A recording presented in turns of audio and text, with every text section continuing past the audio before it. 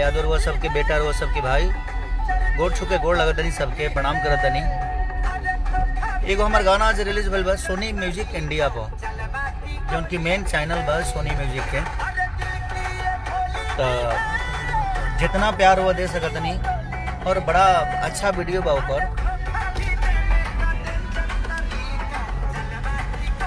जौन की हम पंजाब में केले रहनी। सोनी से पहले हमार गाना आइल बावे और भी 2 गाना बा सोनी पर, यहीं का शूटिंग भी भइल बा ओकर। और एंटरटेन रंगीला पर एगो हमार टीजर रिलीज भइल बा, जौना टीजर में बहुत कुछ बा। और देखब तो मजा आई कि विदेश में जाके हमनी के कितना कष्ट होला, और ओकरा बाद भी हमनी के अपना झंडा के झुके ना दिए जा। जौना टीजर के नाम बा सैया अरब गेले ना, बहुत बड़ा एगो हमार गाना रहे,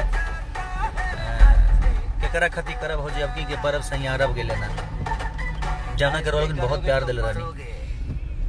और सोनी म्यूजिक इंडिया पर रिलीज भइल बा जौन गाना लड़की पटाना, रिलीज भइल बा गाना लड़की पटाना सोनी म्यूजिक इंडिया पर।